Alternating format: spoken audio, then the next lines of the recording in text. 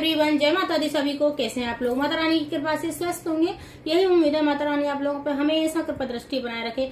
आइए जानते हैं, गोवर्धन पूजते वक्त हमें 10 बातें ऐसी कौन सी याद रखनी जरूरी होती हैं जिससे हमारी पूजा सफल हो जाए और हमें फल मिल जाए। तो बहुत लोगों को नहीं पता होता है गोवर्धन की परिक्रमा कितनी लगती है, गोवर्धन कैसे पूजा जाता है और किस प्रकार से हमें पुरुष की आकृति दी जाती है, कहीं पर्वत की आकृति दी जाती है। अलग अलग आकृतियों में गोवर्धन पर्वत बनाया जाता है। तो गाय के जैसे गाय का गोबर होता है उससे बहुत जरूरी होता है, उससे बनाना होता है। अगर बाई चांस गाय का गोबर नहीं मिल रहा है तो भैंस के गोबर से भी बना सकते हैं। तो गोबर का बहुत प्रदान होता है और इस जगह पे बहुत महत्व होता है। अगर हम गोवर्धन पर्वत बनाते हैं या गोबर से हम श्री कृष्ण भगवान की अच्छी अच्छी छवियां बनाते हैं।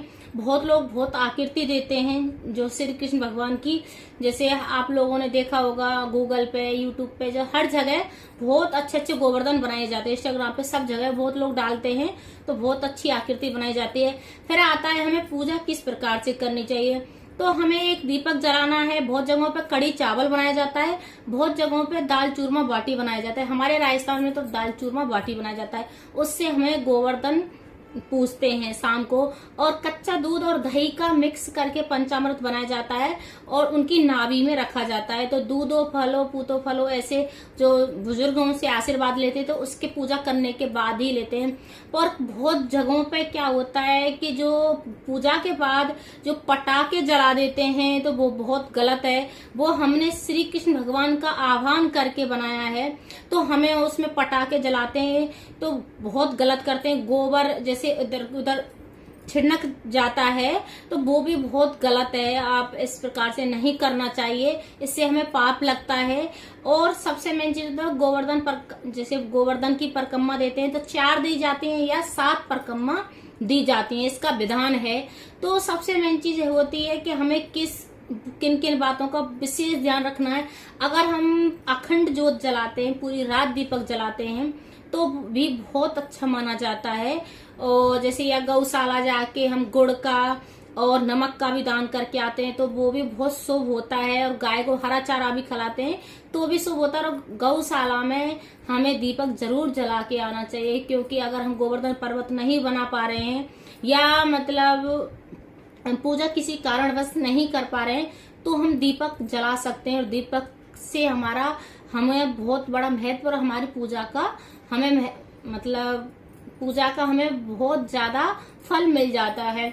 वो गोवर्धन के दिन बहुत लोग गोबर नहीं देते हैं, जैसे गाय से का गोबर लेते हैं, बहुत जगहों पे नहीं देते हैं लोग।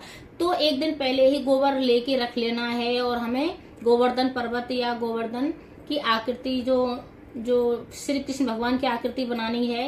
तो वैसे हमें हल्दी और आटे का उनको भी पूजा जाता है, चौक परोया जाता है, फिर उनकी आकृति दी जाती है, मोर पंख लगाया जाता है और जो खील होते हैं उनके दांत लगाए जाते हैं। बहुत अच्छे प्रकार से बनाए जाते हैं। उनके बाल गोपाल बनाए जाते हैं, बछड़े बनाए जाते हैं।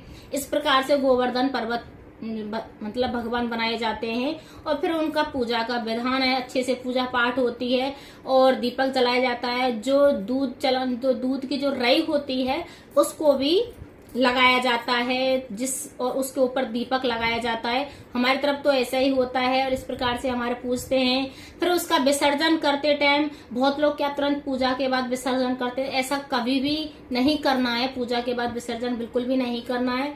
एक दिन छोड़ के द्योज के दिन गोवर्धन का विसर्जन होता है। अगर उस दिन अच्छा वार नहीं पड़ रहा है तो जैसे 5 को ऐसे गोवर्धन का विसर्जन कर सकते हैं। वैसे भाई दूज के दिन गोवर्धन का विसर्जन किया जाता है। फिर उससे उपले बनाए जाते हैं, जो 11 भोग वगैरह लगाए जाते हैं तो उसको यूज कर लेते हैं। और पहले तो हमारे गांव में जैसे जो बड़े बड़े जो उपले होते थे तो उसमें लगाए जाते थे और उससे अच्छी अच्छी डिजाइन लगाई जाती थी। तो इस प्रकार से होता है, वो गोबर फेंका नहीं जाता है। उसका विसर्जन करने के बाद चौक परोया जाता है, अच्छे से और उस पर फिर दीपक जलाया जाता है। इस प्रकार से होता है। विसर्जन भी ऐसे नहीं होता है कि गोबर हटा के कहीं भी फेंक दिया, ऐसा बिल्कुल भी नहीं करता, उल्टा पाप लगता है। अगर मेरी वीडियो अच्छी लगे तो लाइक करें, शेयर करें, कमेंट करें, सब्सक्राइब करें और जय गोवर्धन बाबा की जय जरूर लिखें। और गोवर्धन पूजने का बहुत बड़ा महत्व है, हर किसी को गोवर्धन पूजना चाहिए। जय माता दी सभी को।